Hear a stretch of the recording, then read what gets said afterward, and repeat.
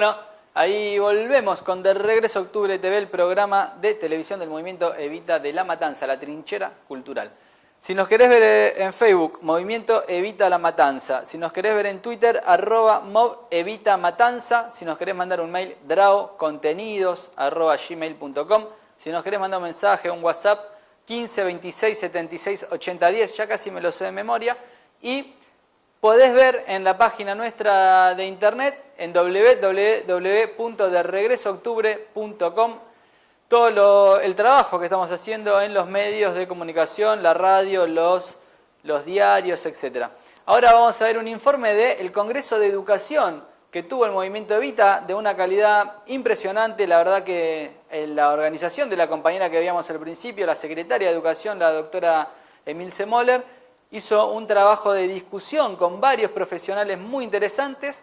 Solo te vamos a mostrar el principio, después podés ir al YouTube o al Facebook de la Secretaría de Educación del Movimiento Evita y penetrar un poco más en los informes para que tengas un poco más quizás de interiorizarte en el tema. Pero vamos a ver la presentación. Agradecemos por el contenido, agradecemos por que nos haya prestado este muy buen informe que han hecho los compañeros. Así que lo vemos y después seguimos la discusión con el compañero Juan Manuel Ciucio. Dale.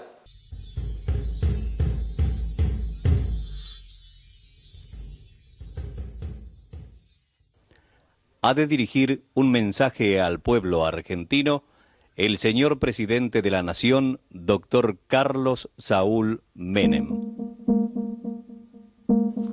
Ya comienzan a vislumbrarse las posibilidades de atender las cuestiones prioritarias de ese Estado al que aspiramos. Una de ellas, y lo decimos sin ninguna duda ni vacilación, como lo hemos sostenido desde siempre, es la educación. Se posibilitó el marco legal para la transferencia de los servicios educativos nacionales a las provincias y a la municipalidad de la ciudad de Buenos Aires. Este proceso, que se está cumpliendo en el transcurso de todo este año, constituye una profunda transformación estructural de la educación argentina. El primer mandatario en Paraná asombró a los maestros y demostró la actitud con la que el santacruceño inició su gobierno. El presidente Néstor Kirchner firma el acuerdo entre el gobierno nacional y el sindicato de docentes de Entre Ríos. A solo 48 horas de la asunción del mando, haya decidido su gobierno comenzar a resolver los problemas concretos. Para nosotros es tan importante un chico de la capital federal como un chico de Jujuy, de Entre Ríos o Tierra del Fuego. Todos tienen que tener el mismo nivel de acceso a la educación.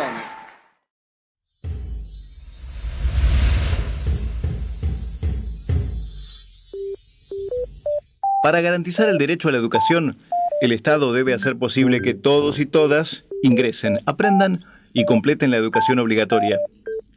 Para eso hacen falta escuelas, docentes y definiciones políticas y educativas sobre lo que debe enseñar la escuela. La escuela dividió a la sociedad entre los que podían acceder a la educación y los que no. La escuela primaria se volvió obligatoria en la década de 1880. El primer peronismo permitió la incorporación de los sectores populares a la educación primaria. Amplió los recorridos por la educación secundaria con la creación de escuelas fábrica y posibilitó que los hijos de los trabajadores llegaran a los estudios superiores con la Universidad Obrera Nacional. En el 73, Jorge Alberto Tayana dio prioridad a la educación de adultos analfabetos. El Estado puso en marcha el programa CREAR.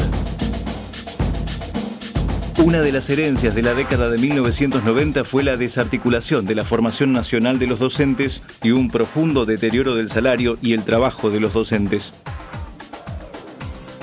Con la llegada de Néstor Kirchner al gobierno, el Estado dejó atrás las políticas neoliberales.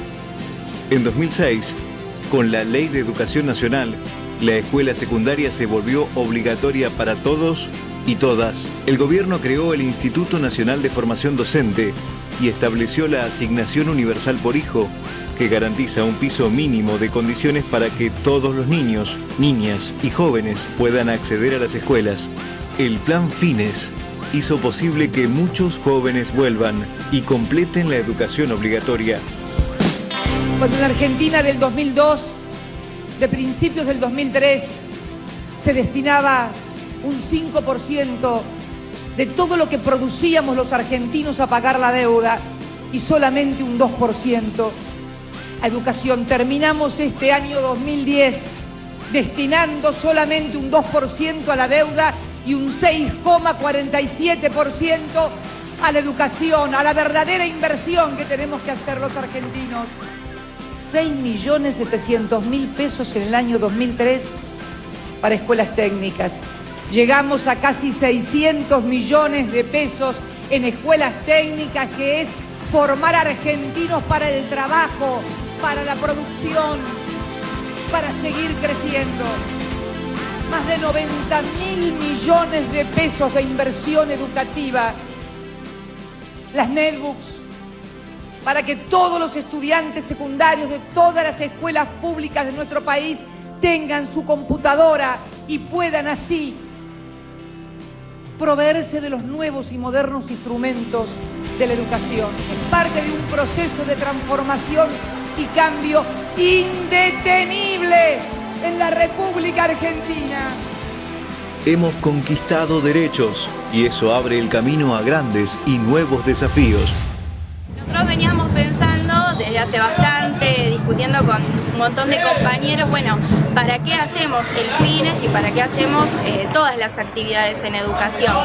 Y lo que pensábamos es que cada apoyo escolar, cada sede educativa del plan FINES, cada centro cultural, cada patios abiertos o centro de actividades infantiles en los que participamos, los entendemos como un espacio de organización, como un espacio de encuentro para los pibes, para los adultos, para los jóvenes, para que recuperen su derecho a la educación y puedan terminar sus estudios, pero también para que se encuentren, para que debatan, para que discutan, para que se organicen y que esos espacios sean, digamos, una herramienta para eso, ¿no? Para construir poder popular en cada barrio.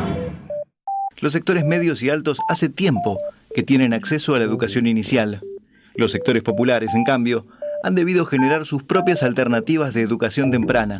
Así, tenemos organizaciones sociales que han conformado jardines comunitarios, pero la enseñanza en esos ámbitos es un aspecto que todavía hay que fortalecer. La escuela primaria es el nivel educativo que menos transformaciones experimentó desde su creación. ¿Esto quiere decir que la educación primaria no tiene ningún problema? Los debates recientes nos muestran lo difícil que es producir algunos cambios. Las familias ya no son lo que fueron cuando se fundó la escuela primaria.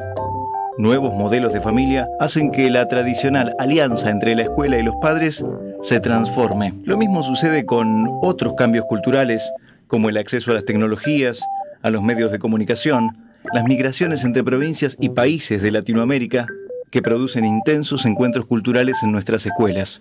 Frente a estos cambios culturales, las expectativas de los grandes medios de comunicación y de sus políticos e intelectuales están centradas en volver a una escuela de mano dura, una escuela que reparta premios y castigos.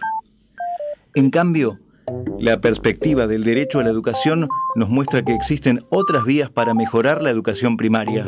Lo que enseñamos en las escuelas primarias tiene que tender esos puentes. Otro desafío lo encontramos al final del secundario.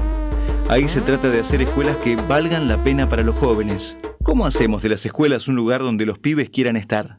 El resurgimiento de la militancia estudiantil quizás sea uno de los cambios históricos más importantes que se han producido en la última década, junto a iniciativas solidarias y grandes aportes culturales.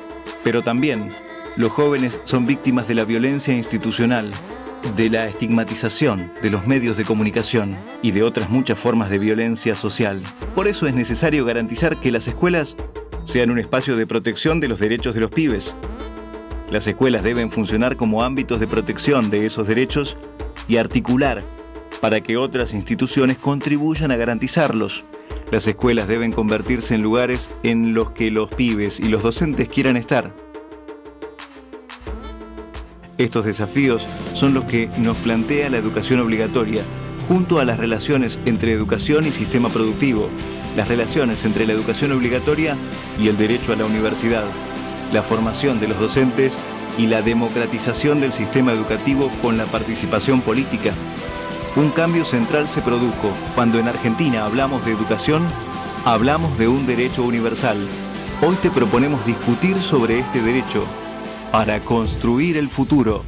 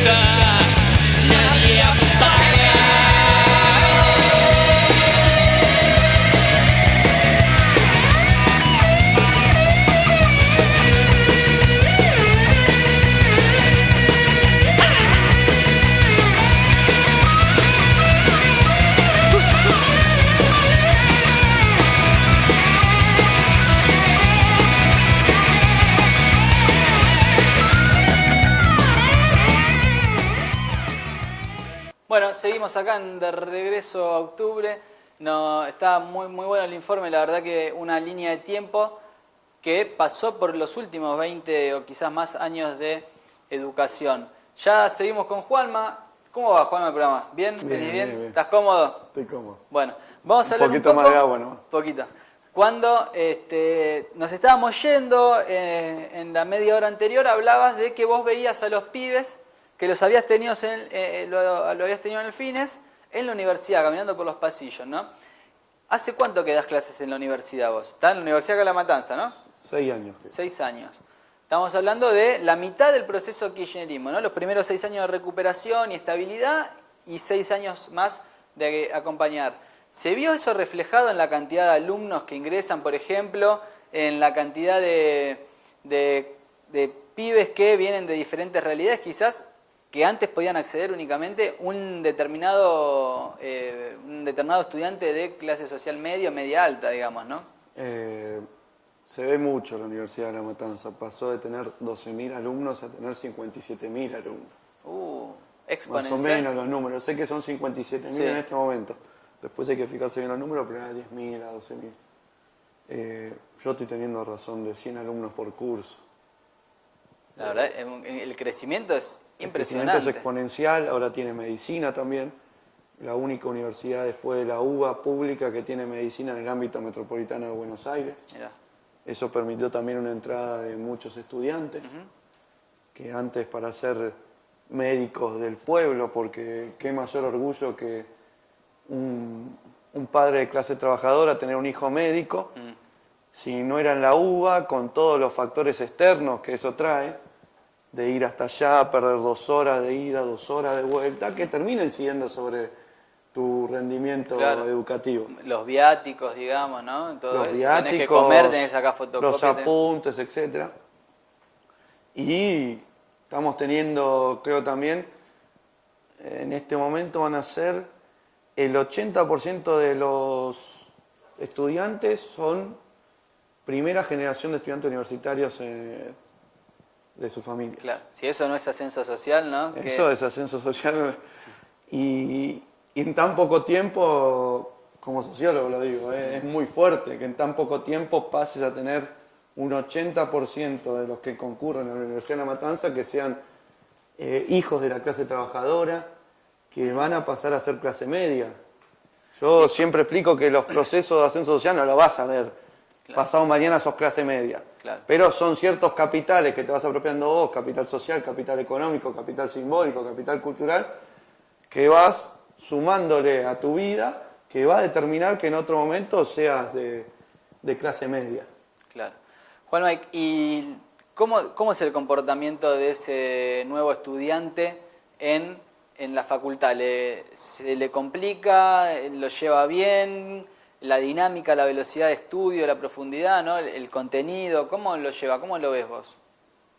Por lo menos en la Universidad de La Matanza hay un planteo muy claro de que nosotros tenemos que estar constantemente con el alumno, tenemos que fortalecer el conocimiento participativo, que no sea lo que hablábamos antes en otros bloques de... Sí.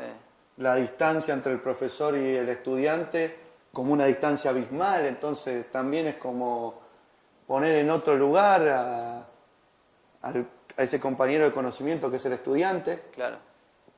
No es como el FINES o como los programas de educación popular, pero se trata de acercar mucho más al estudiantado. Está muy bien. Y eso permite que no haya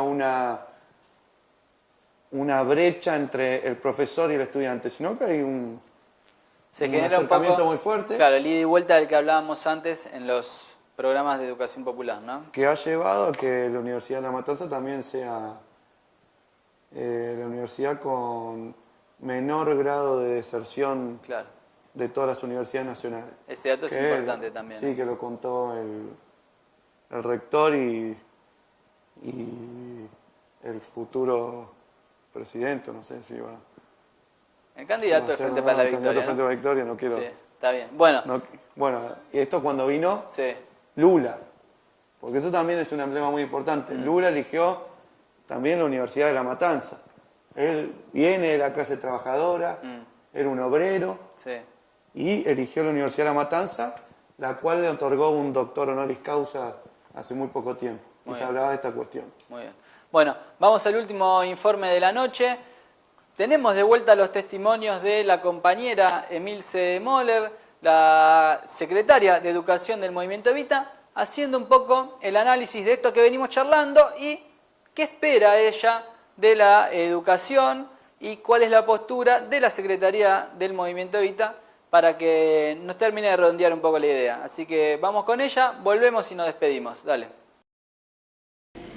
Todas las políticas de inclusión educativa, como mencionás, y hay muchas otras más, son fuertemente bienvenidas, necesarias y hacen a esta matriz que describía anteriormente.